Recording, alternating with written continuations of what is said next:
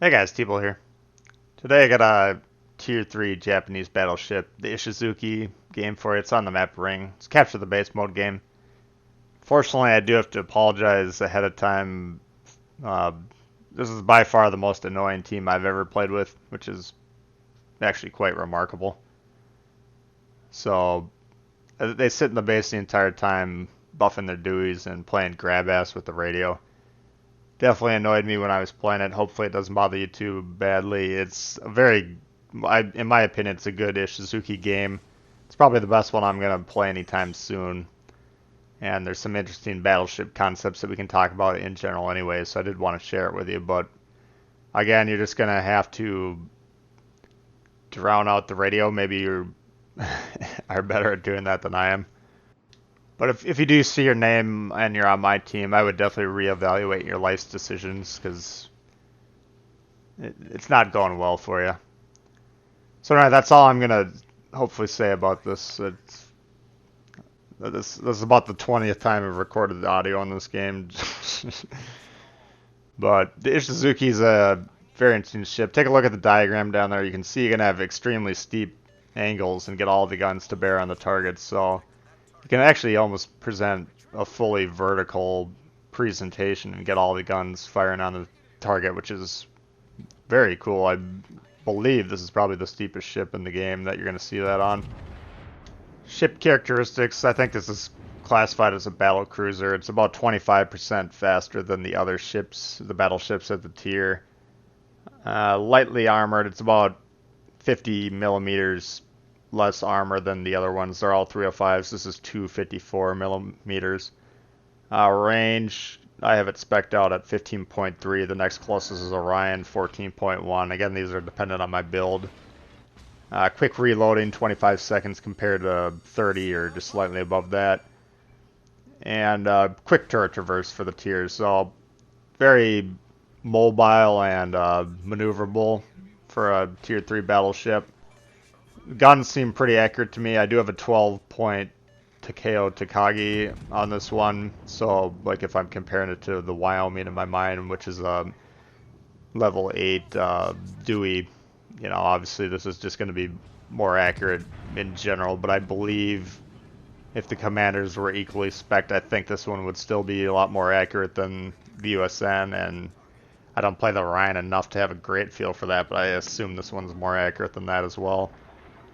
So, a lot of good gun characteristics, maneuverability characteristics. You just have to really focus on angling your armor because of the weakness of the armor, or the relative weakness. But again, because of the really steep armor angles, that's actually fairly easy to do in this. So, because of the characteristics of the ship, it's actually quite a fun ship to play for Tier 3 games if you're interested in that. Now, they do have the Tier 3 powerhouse on their team, the Arkansas. If you've seen me play the ship in replays or on stream, you should be familiar with how powerful this ship is. I would definitely be inclined to focus on this guy until he's dead. Unfortunately, my team is busy, and they're not willing to shoot these destroyers one bit, so I'm going to have to defend myself. Now, the low-tier destroyers, I don't know what the torpedo ranges on any of these are. I don't believe I'm within range of them, but all they have to do is YOLO me and they can take me out of the game.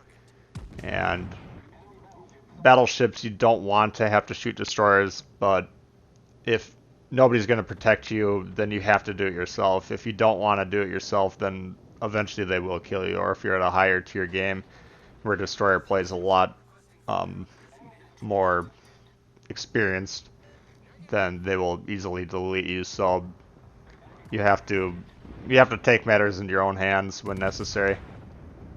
Now that Campbelltown, it's a tier 2. You don't see it too often. It's available for free on the PS4 store, or it was if you had the PS Plus. But I guess they were explaining to me in the stream today it's kind of like a Wicca's class.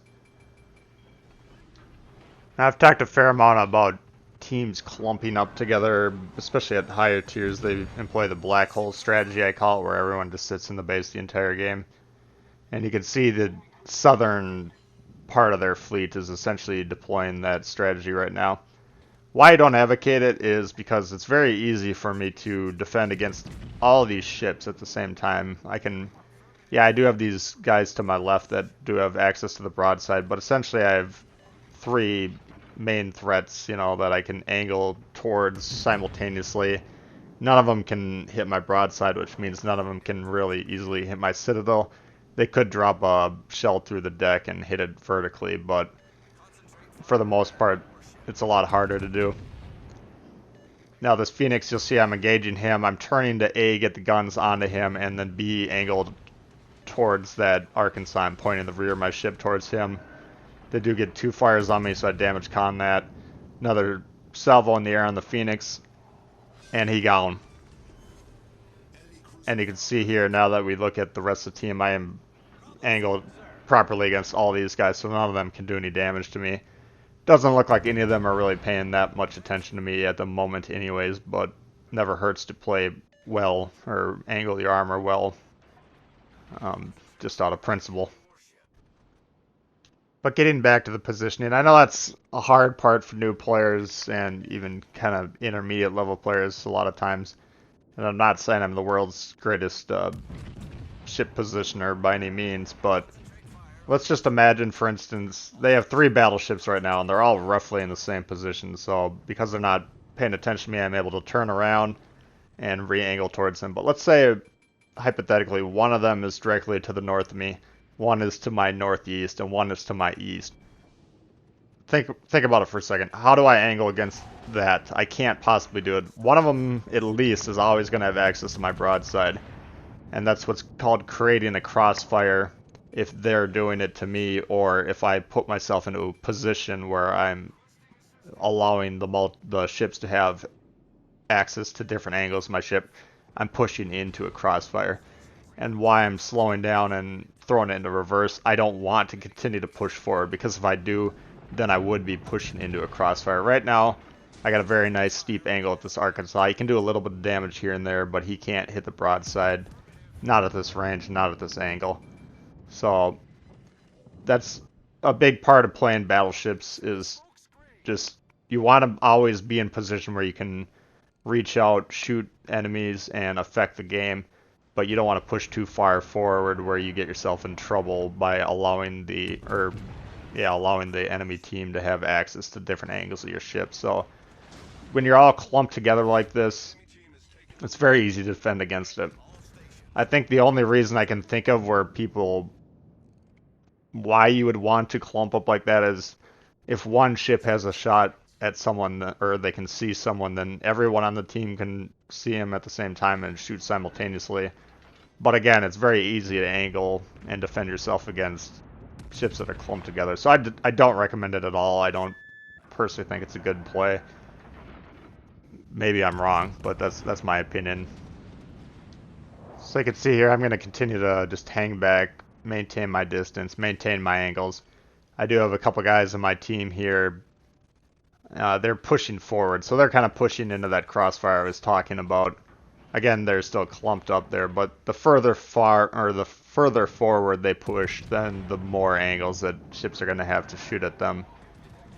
And so I'm just kind of using them as features of the environment, distractions, whatever. I'm not really inclined to feel too bad about these guys essentially killing themselves. It should clear the comms a little bit. Everyone on my team that dies, it's just a little bit more peace and quiet, so fairly well. We'll see in hell. But obviously the enemy has a significant lead. They're up 4 ships now. But this Arkansas, he was well angled against me for quite a while. He is forced to open up a little bit to go around this island. I think he might have either beached himself or just kind of stopped as he was approaching the island, but he's attempting to go around it now, so we're just going to put some shots into him and dropping him through the deck at this range, and we're able to take him out. So that evens the score up a little bit. I still am pushing back. I'm looking on the map. I'm assuming they're going to be pushing into the base, and obviously we got this Danae. He's the first one to get there. Now the Danae, I haven't really played it a whole lot since I was leveling up the British battleships, which I did very early on. So, not having a lot of experience playing this ship, at least recently, but whenever you see these things, they're extremely easy to kill. But now we do have the Wyoming that pops up, and I am broadside of the Wyoming. I'm much more afraid of the Wyoming's guns than the Danae, so I'm kicking it into full gear. Obviously, it's going to take a little while to accelerate and begin a turn, but that's my intention at this point. We were able to kill the Danae, no problem there. And we do have another, what's this little low-tier German guy here, so my intention now at this point is to kill this guy as quickly as possible, the Kolberg. Again, not a ship I'm massively familiar with. I haven't really played it since the day the game launched and I was streaming the low-tier ships for you guys. But obviously it's pretty easy to Citadel by the looks of things, so I'm still trying to keep my guns, you know, in a position where I can get them all on that Kolberg and take him out as quick as possible. But I did want to begin angling at this Wyoming here, who's obviously the greatest threat. Now, they do have one other battleship. I can't really do anything about them. I do have that one guy on my team that should serve as a distraction for him, hopefully, long enough to eliminate this Wyoming. At least that's what I'm hoping. Now, this isn't a great situation for me to be in, but this was a mistake there. You noticed he shot HE at me. That means I can turn away from him, expose the broadside with minimal risk compared to if he had AP loaded. But because I'm closing in on him, he's likely to start fires either through this HE shells or if I get close enough, secondaries. And being very low health, that's going to be a problem. Now you can see we do have a fire there. I briefly considered to let it burn, but because I'm low health at this point, that's when a single fire can be a threat to a battleship. If you have basically more health than this, I would always let a single fire burn. But I don't have a heal, so I can't repair the fire damage. The reasons you want to let fires burn is they're all considered light damage, so you can repair it basically fully. And if you get in a situation now where I've used the damage count, I got a full minute where I can't stop any fires or floods. And there is a destroyer on the loose, so I could get flooded here. If I get hit with a torp, I'm probably dead anyways, but fires are definitely a problem. And the closer I get to him, his secondaries are likely to add to the fire threat as well. So I'm doing what I can. I tried to Citadel him through the water line, hitting the bow of the ship a couple times. I tried Citadeling there below the turrets. And it's just good. Because of his angle, I can't really count on hitting those waterline shots consistently, so I'm just going to keep trying to hit him under the turret. But now we have two fires. That's essentially a death sentence for me, and again, because I was forced to use that damage con, being low health, that will be the end of the game. And it may surprise you, but this guy on my team is not able to close it out, so that's a pretty good look on the Ishizuchi, in my opinion, at least. I hope you did enjoy it. Again, I apologize for the obnoxious teammates. I don't normally like to put replays that are that annoying up, but I thought it was a pretty decent game. So if you did like the video, please hit the thumbs up. If you're new to the channel, consider subscribing. A lot of World of Warships coming all the time. Questions for me, comments, please leave them below. I love to hear from you, and we'll see y'all later. All right, peace.